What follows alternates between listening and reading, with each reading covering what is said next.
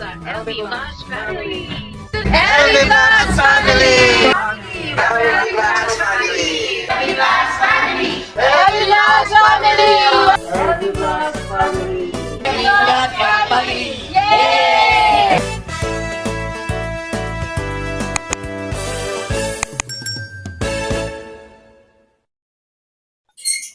Uy, may bisita tayo. Uy, pasok, pasok. Hello, baby. Pasok, baby. Kasama mo ako, huwag ka mag-alala. O, bad mo speaker mo din.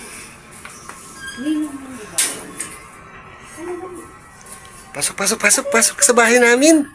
Bad speaker Mapagpalang araw po, may bisita po tayo mga ka-farms. Kapitbahay po namin mga to. And hello, baby. Love, may bisita tayo. wait lang, wait lang. Ang cute ng baby, oh. Ang cute po, oh. Ang cute. Hi. Hi. Bakit nga po pala kayo napasyal sa bahay, te? Ako po'y lumapit sa inyo kahit po nakakahiya. Ako po'y humihiram po sana kahit konting pambili lang po. Mama! Aking kailangan sana. Kung mapapahiram niyo po ako, babayaran ko naman po ng Friday o Saturday. Inahin po sa pagtitinda. Dahil wala na po akong budget para po sa kulungan. Anong tinitinda mo, te? Mani po, tsaka tokwa. Yun po ang aking paninda sa bahay po. Sa tapat po ng bahay. Tokwa na piniprito, yung may stick, ganon. Yung may nahalo po ng harin. Mabili naman mabenta. Okay naman po sa mga bata. Pigpipiso lang naman. Magkano po ba hinihiram nyo? Kung ano po, kung 50 po sana. Love, maputol ko lang muna. No, napansin ko tong mga bata. Ang cute ng baby. Oh, ang cute. Ilang taon na siya? 2 taon po. Siya ang bunso. Apo. Ito po sunod. Ilan bang anak mo? Lahat? Apat po. Apat? Apo. Ilan taon ka na ba? 30. 30. Apat ang anak. Yung asawa mo po, anong trabaho? Welder po siya. Okay naman ang trabaho niya, kita paano? Okay naman po. Kakasya naman sa inyo? Ang trabaho na asawa mo, te? Ngayon, palipat lang po. Lipat pa lang po sila sa Las Piñas ngayon. Isang biyahe po sila. Ito yung napansin ko parang ang payat mo. Katawan mo talaga yan, ganyan? Ano ko lang po sa gamot. Nagkaroon po kung ano sa baga. Tama. Baga. Opo. So, nagagamot ka rin po ngayon. Tapos na po. Hindi ko na po. Tapos lang. So, sana makarecover. Yun ang ina-expect niyo po. Recover. Ang payat niya din. Dati kang mataba. Hindi naman po tatalo. Hindi naman sa lang po na tatalo. Kasi payat din naman po. Hindi. Ulit. Dahil payat din naman po. Dito. At ano nga po palang pangalan mo, te? Mary Jane Ledesma po. Ayun. Mary Jane Ledesma. 30 years old na may 4 na anak. Ilang taon yung panganay? Ano po, 13. 13, Yung sumunod tapos... po, 9. 13 na. Yung sumunod pong babae, 6. Ito, Tapos 2. 2. Nag-aaral po ang 3.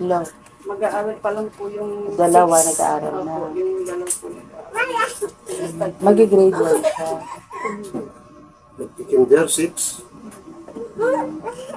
So ngayon, bakasyon naman, wala namang problema.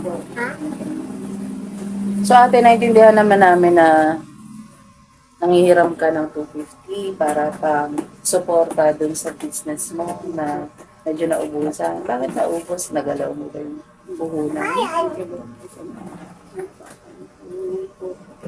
Kasi nung pumapasok ko sa kanila binabayaran sila ay sakto naman po na nagbabayad din ang tapos. Kaya yung pang-abo, yung Sa pagtitinda ko, naubos ang mga hanggang sa Naintindihan namin na lumalapit ka sa amin at maliit na halaga yung 250. Pero titingnan natin kung anong magagawa natin tulong para sa inyo, sa iyo, para sa pamilya mo. Yung asawa mo nandyan ba? O wala po na sa trabaho. linggo ng uwi? Ako, yung Sabado po nandito. Pero ngayon, hindi ko po alam kung makakauwi ko siya ng Sabado kasi Las Piñas po siya. Medyo malaki. Minimum po ba si Kuya? Hindi man. Minimum po ang sahod mo? Wala nang bisyo si kuya? Wala. Ano lang po, yung sige. UC. Tsaka, okay lang ba sa'yo na upload din sa YouTube to? Mapapanood mo yung sarili mo sa YouTube? Sige po, okay lang po. Matanong ko lang din, gaano kahirap kapag nakikita ng mga anak mo na ganyan?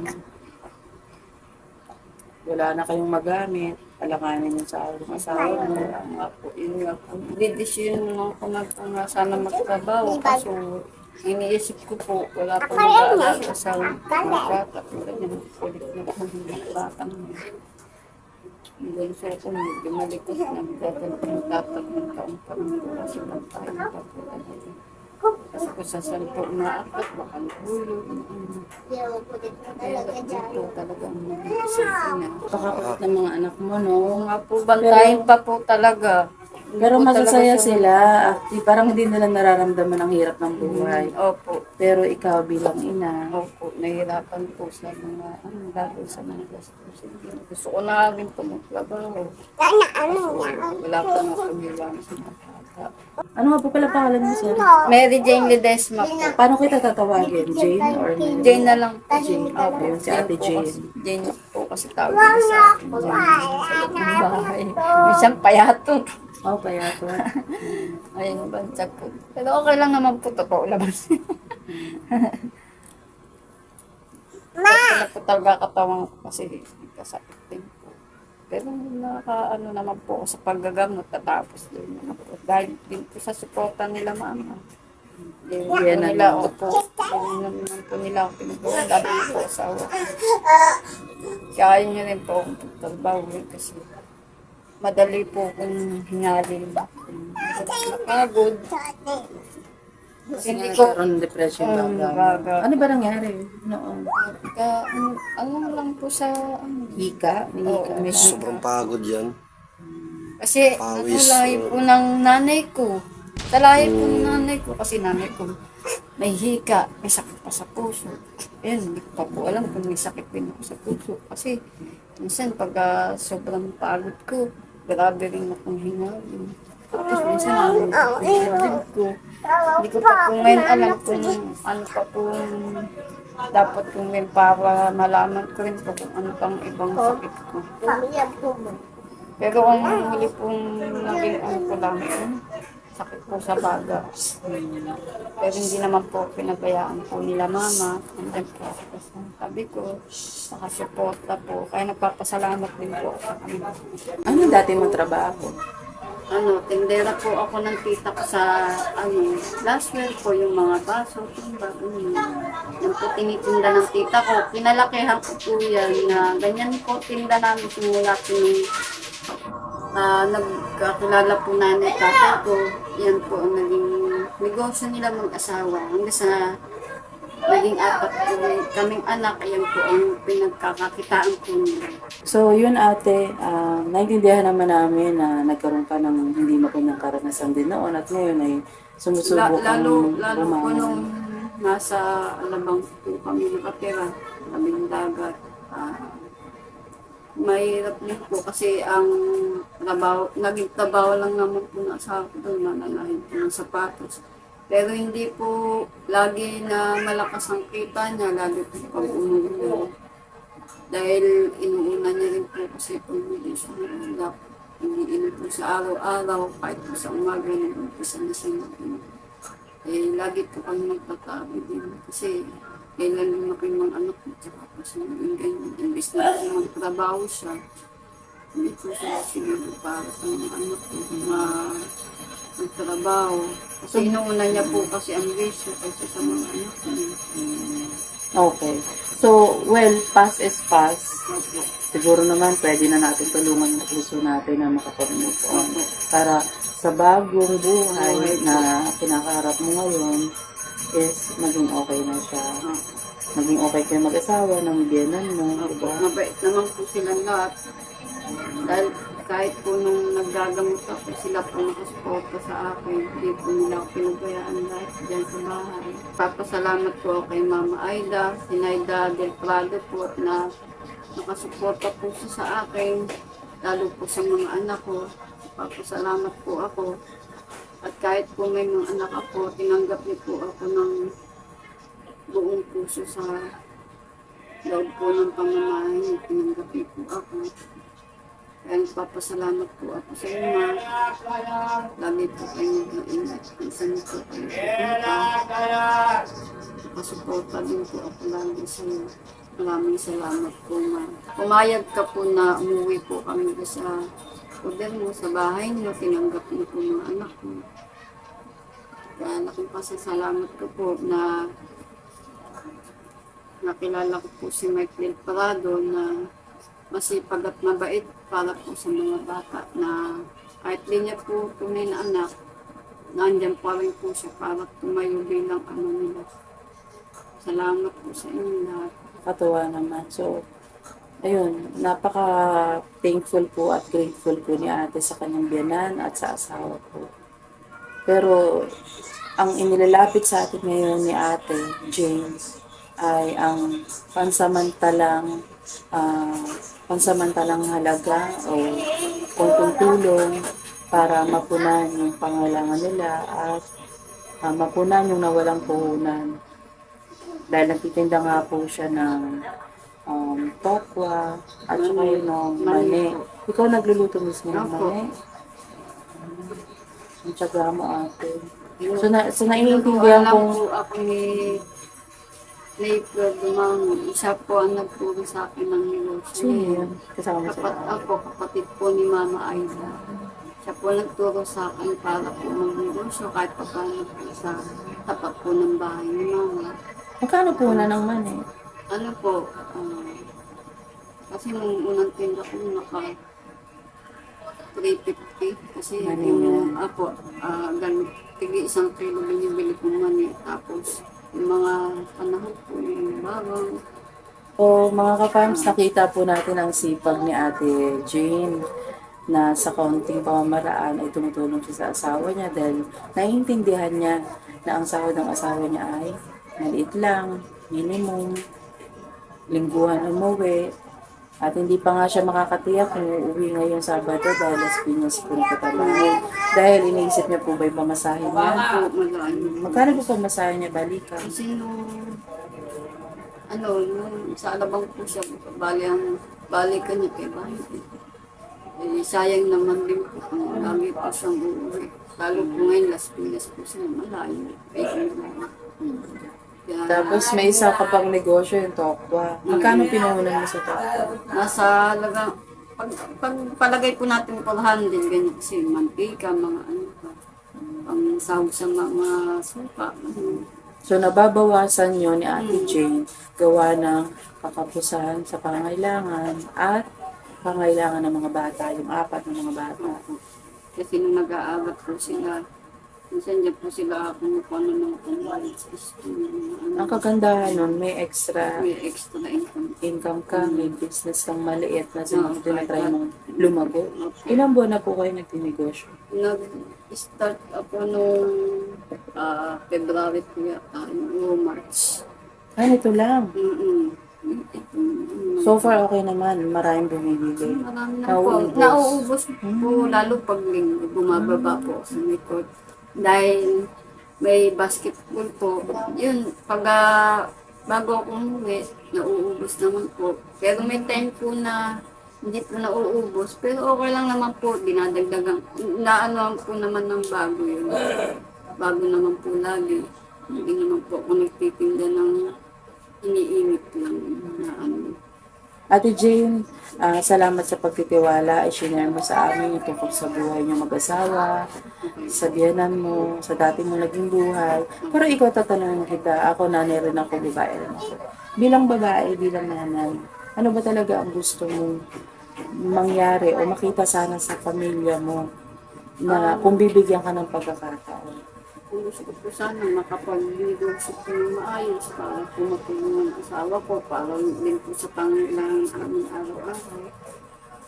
Na hindi po lang ako umaasa sa sahod kasi nahihirapan din po ako na nakita kasi paano siya nahihirapan po siya sa trabaho, kahit mainit, sa trabaho po siya. Hindi po ang gusto ko sana nagkaroon po ng negosyo. Sari-sari store po kasi ang yung nasa nandun pa po sa pagdan ng mga nagtitindahan po kami. Saan ka Kasi magpupesto kung sakaling magtitindahan? kaya rin po iniisip ko kung saan po ako pwesto kasi tindahan na po si mama. Hindi ko po alam kung ano pong iisipin ko ngayon magiging negosyo ko po. O itutuloy ko na lang po yung pagtitinda. Yung umpisahan ko po naman ito, padagdagan na lang po kung ano pong dapat na idagdag na paninda. Para po kahit pa paano may income po sa bahay.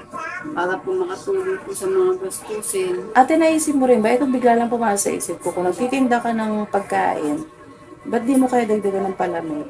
No? Ang palamig kasi tubig lang, food color, panlasa, Kasi asukal. po, tulad niya, may nagtitinda po, kabilaan po kasi ng palamig eh.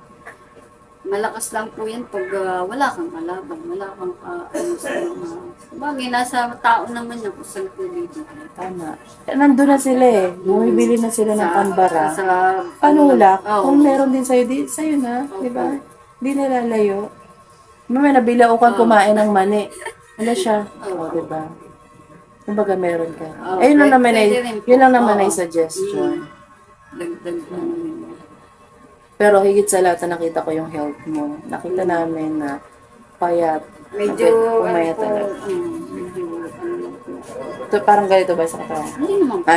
Sa Ano ano lang parang nagsisisi ka kung hindi po kasi ganyan kasi ang tatay ko. Biro Matangkal lang. na payat po Biro kasi. lang. Kumbaga ganyan. Nagbibiro lang po ako mga kapatid. Pinapatawa ko lang po sa Ate Jane. Palabiro din po to si Ate LB. Binibiro ko lang kasi alam ko marami siyang dinadala sa buhay, iniisip. Patawanan lang ho natin ng konti. Alam ko pag tayo niya rito, iniisip niya kung paano na ngayong araw. Paano na sa isang araw. Susunod na araw, susunod na araw. So mga ka-fams, alam naman natin ang buhay ngayon napakahirap. Kaya po, Kumita po ng pera, dugot pawis. Kaya po kahit piso, pahalagaan po natin. Yun po ang ano natin ngayon. Dahil hindi po sa ano ng buhay natin. Kaya konting halaga po, bigyan po natin ng ano ng panggastos. okay, maganda yung sinabi ni Ate Jane. Talaga namang natuto siya sa buhay. No? Unti-unti natututo. 30 years old. Diba? Ako po si Mary Lynn Ledesma na sana po ako yung tulungan niyo sa akin po na ilalapit sa inyo kung nagigipot sa budget ko sa labang bahay kasi hindi po minsan sapat ang kinikita po ng asawa ko sa panggastos ko sa loob ng bahay. Sana po ako yung maano niyo sa saka may negosyo po ako kaso nahinto po wala po ako may labas ngayon na puhunan. Kaya po, sana po matulungan niyo po ako kahit kunting halaga, okay na po yung sa akin. Basta maibalik lang po ang aking pagtitinda sa tapat po ng bahay niyo. Tinitiran po namin ngayon dito sa Caloocan. At ako po yung may 4 na anak ko. Ano po yung mga may pusong loob na gustong tumulong po sa akin. Ako po yung nagpapasalamat na po sa inyo na sana po mapanood niyo po ang aking YouTube na to na natulungan niyo po ako para po sa gusto ko po makapagtinda ulit para po may pantustos din po ako para kahit po paano makatulong po ako sa asawa ko na magtatrabaho po sa pagiging wedlet po niya. Lumipat po pa lang po sila sa Las Piñas, kaya baka sunod pa na linggo po siya makauwi kasi medyo malayo na po sila. Sama po niya yung pinsan niya. Sana po matulungan niyo po ako. Ipapasalamat na po ako sa inyo sa makakatulong po sa akin. Maraming salamat. So yun mga ka-fams, narinig po natin ang mensahe ni Ate Jane. Sana po ay marami po makapanood at makapakinig at maintindihan po natin ang sitwasyon ng ating ka-fams. Isa po siya sa mga subscriber po ng Edu Vlogs family na lumapit po dito sa bahay, kumatok, lumapit bilang isang tao. Kaya po, pinatuloy po natin siya at pinakinggan po natin ang kwento ng kanyang buhay. Kayo na po ang nakakaintindi, alam naman po natin, hindi lang siya isa sa mga ganito ang kalalagayan sa buhay. Kung ano po yung sinabi niya, ay yun po talaga ang laman ng puso niya. Kaya po, kami po dito sa Edu Vlogs family ay bukal sa puso naman din pong tumulong kung ano pong kakayanin. Maliit o malaki, tulong naman po din natin. Pasensya naman at pagdagutan. So, papayaramin po natin si ate sa inilapit niya po na konting tulong na hinihiram niya. At yun, tingnan pa po natin kung ano may tutulong natin kay ate. At sana po marami po makapanood ng video na ito at ma-share nyo rin po sa iba para po matulungan natin si Ate Jane. At kung sino man po ang may bukal sa puso na gustong magpahatid ng pagmamahal kay Ate Jane, ay kontakin nyo lang po kami sa ating Facebook page at mag-message lang po kayo doon. At ipinapangako po namin na kung ano man po ang pagmamahal na ipapahatid ko para kay Ate Jane ay makakarating po sa kanila. Yung bahay nila ate, sinsan po sa inyo, sa abala po. Kasi po ako po nagkaroon ng sakit sa baga, pero okay na po. Nagamit naman na po yung sakit. Ay may nakasuporta naman po na tao para sa akin po. Hindi po ako pinabayaan. Po, mahirap yung sitwasyon ko na nakasuporta po sila na sa akin. Kaya magpapasalamat po ako sa kanila lahat na sa loob po ng bahay. Sana po sa mga kapanood ko ng ito ni every family. Sana po matulungan po ako para po sa pangailang makapagpinda ulit ako nabukas ko sa puso niyo na matulungan po ako. Ang ibalik lang po ang lapit ng pipinda. Papasalamat po ako. Yung kape ko ang matay nila. Pakaswerte ko po na sipag at mabait po ng asawa. Kaya natin pasensya na natagalan ako. Ayun po. So ito ate yung hinihiram mo. Sige, tingnan natin ang batang mabait. Patingnan ang batang mabait. Oh, napakita mga bata. Hindi kakayanin ng isang nanay na makita ang mga batang yan, di ba? Na magutom. Ito mga kapams, alam namin napaka-importante ng oras at nag-aasikaso po yun si ate. Pagkakaloob lang po natin ng konting pagmamahal si Ate Jane para po makatulong sa kanyang nilalapit sa ate. Ito po ate, pagpasensyahan mo ito ha. Pagdamutan mo itong konting pagmamahal na iaabot ko namin sa'yo. Ito po ate, tanggapin mo. 1, 2, 3, 4, 5, 250 pesos. At may papaabot na rin po kami na Ito may para makatulong din kundi bigas na sabon po. sabon para makaligo yung mga bata na bangot. Ay po, salamat sa Saka isang mag-asawa po. Maraming salamat po. Ako po napanood. Mas maganda si ate, no? Kung nakangiti. Kumbaga, ang isang nanay, nakita natin na nagkaroon ng pakiramdam na nakaginawa ng konti. Pero ito po ay maliit na tulong lamang po. Nagpapasalamat po ako sa NBA Vlogs family po na tutulungan po ako kahit po sa konting halaga at binili niyo po pag ng kilong bigas po. Nagpapasalamat po ako sa kanila na nakasuporta sila sa akin na kahit konting love po ay mapanood ko sana. Kahit konting ano po, matulong po sa mga gustusin para po sa mga anak po ng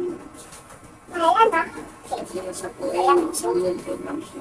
Hindi po minsan sumasakot yung kita niya dahil po sa alas. Pinabayaran niyo po tulig ko rin. Kaya po nakakasip po sa mga.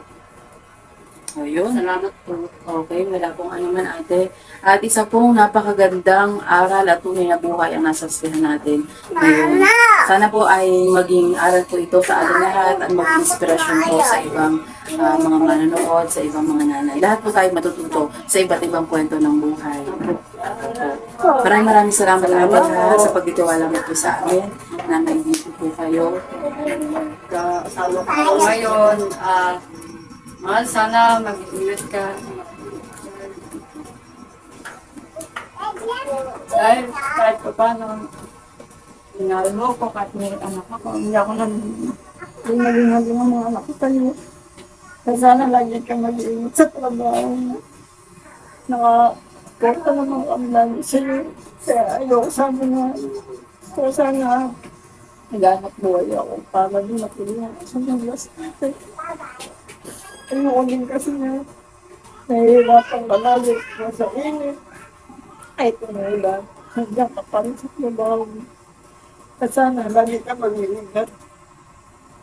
Dahil nahihirapan walang nang partner habang buhay, lalo maliit pa yung anak natin na si Dana. Kaya lagi ka sana mag-iingat sa trabaho mo. Kahit minsan nag-aaway tayo.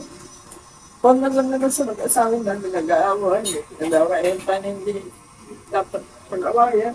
Dahil nakilala talaga ako ngayon kung may anak ako. Pero hindi naging gandang yun. Pakabait mo. Sana hindi. Huwag kang magsawa sa ugali ko. Mahal na mahal ko. Oh.